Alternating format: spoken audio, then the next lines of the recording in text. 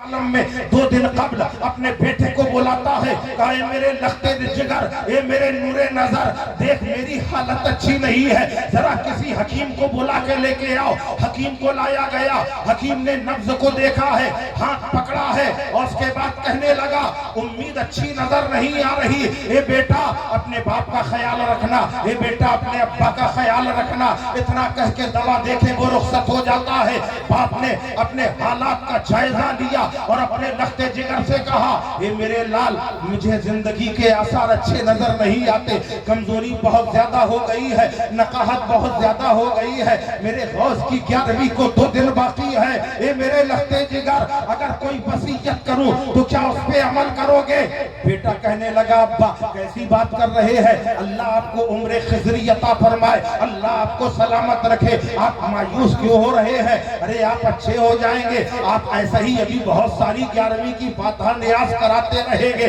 آپ مایوس نہ ہو۔ باپ نے کہا اے بیٹا ٹھیک ہے میں مایوس نہیں ہوں، مگر حالات اچھے نہیں ہیں، اس لیے سن لے میری وصیت، اگر 11ویں کے پہلے،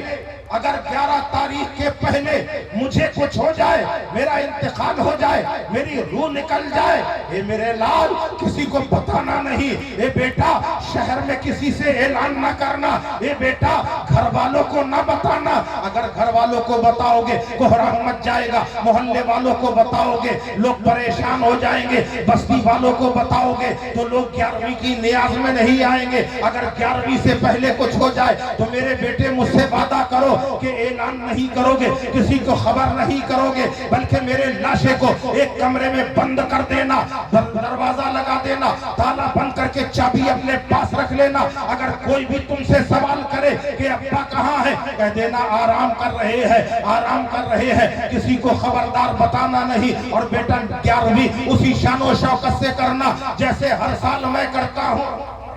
جب سارے لوگ کھا کر چلے جائیں تب میری وصیت ہے کہ 2 لقمے تو بھی کھا لینا، 2 لقمے جب کھا لینا تب لوگوں کو بتا دینا کہ یوسف مصری کا انتقال ہو گیا ہے۔ اللہ کی شان دیکھو، اللہ جب دکھانا چاہتا ہے تو یوں دکھانا چاہتا ہے۔ 11ویں کا دن ہے، صبح صادق ہونے والی ہے، چند لمحوں پہلے یوسف مصری نے آخری سانس لی ہے، بیٹے نے باپ کی ہچکی دیکھی ہے، بیٹے نے باپ کی ٹوٹتی ہوئی سانس دیکھی ہے، نبض پر ہاتھ رکھا، نبضیں تھم چکی ہے، بلڈ آف سرکولیشن بند ہو چکا ہے، ایسے حالات میں آنکھیں ڈبڈبا آ جاتی ہے، مگر باپ کی وصیت کو یاد کر کے بیٹے نے باپ کا لاشا کمرے میں بند کیا، دروازہ لگایا، تالا لگایا، اپنی آنکھوں سے بہتے ہوئے آنسوؤں کو روک رہا ہے، صبح دیے سحر نمودار ہو جاتی ہے، وضو کیا، نماز ادا کی، نماز کے بعد غوث اعظم کی فاتحہ جیسے دلاتا تھا اسی شان و شوکت سے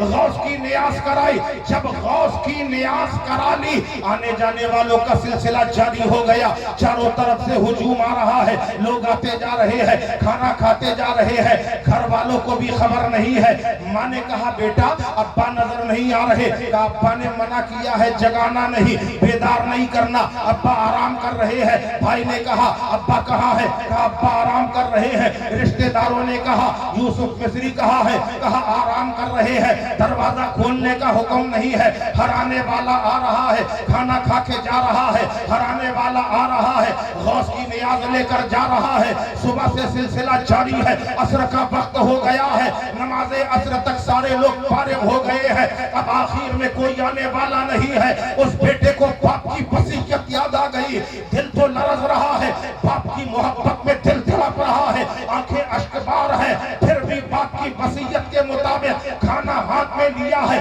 ایک لقمہ اٹھایا ہے، دروازے میں دستک ہوتی ہے، پوچھا کون ہے، کہا بیٹا فقیر ہوں، کیا غوث کی نیاز اس بار نہیں ہوئی ہے؟ بیٹا فوراً آگے بڑھ جاتا ہے، کہا ہاں ہوئی ہے، کہا لاؤ پھر ہم کو بھی دو تبرک، تبرک اپنے سامنے کا اٹھا کے دے دیا، کہا ایسے نہ کھاؤں گا، اپنے باپ کو بلاؤ، ہمیشہ وہ تیرا باپ اپنے سامنے مجھے کھلاتا تھا، اسے بلاؤ، جب اس کو بلائے گا تب اس کے ساتھ کھاؤں گا، اور اگر نہیں بلائے گا تو مایوس گھر سے واپس چلا جاؤں گا۔ یہ وہ دروازہ ہے جہاں سے کوئی غوث کی نیاز کے بغیر گیا نہیں ہے، پہلا فقیر رہوں گا جو غوث کی نیاز کھائے بغیر تیرے گھر سے واپس جاؤں گا۔ اب ایسی قید لگا دی کہ بیٹا لرز گیا، بیٹا تھرا گیا، اب اس کے सब्र का पैमाना छलक गया, आंखों से जार आंसू बहने लगे। बेटा रोने लगा, पूछा रोता क्यों है? कहा अब्बा आराम कर रहे हैं। कहा आराम कर रहे हैं। ताला खोला, दरवाजा खोला, बाप के लाशे के पास फकीर को लेके आया। कहा देखो ये अब्बा सुबह से आराम कर रहे हैं। इतना जैसे ही उस फकीर ने देखा,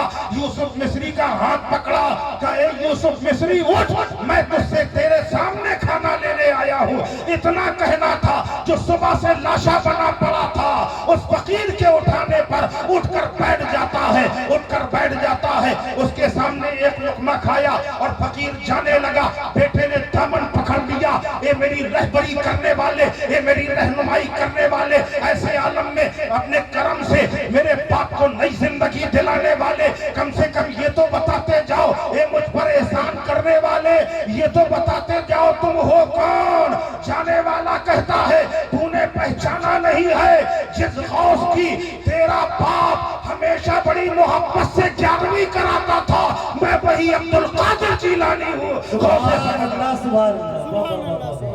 सुभान अल्लाह, सुभान अल्लाह। गौसे पाक से मोहब्बत करो और गौसे आजम के सिलसिले से वाबस्तगी रखो, इंशाअल्लाह कामयाबी है। मैंने आपको फरमाने गौस सुनाया है कि गौसे आजम ने अल्लाह से वादा हो गया है कि जो मेरे सिलसिले से वाबस्ता होगा, गौसे आजम के सिलसिले से, उस वक्त तक उसे मौत नहीं आएगी जब तक अल्लाह ताला उसे तौबा की तौफीक न दे देगा। अल्लाह ताला हम सबको अपने सच्चे बंदों का साथ अता फरमाए। वमा अलैना इल्लल बलागुल मुबीन। अस्सलाम।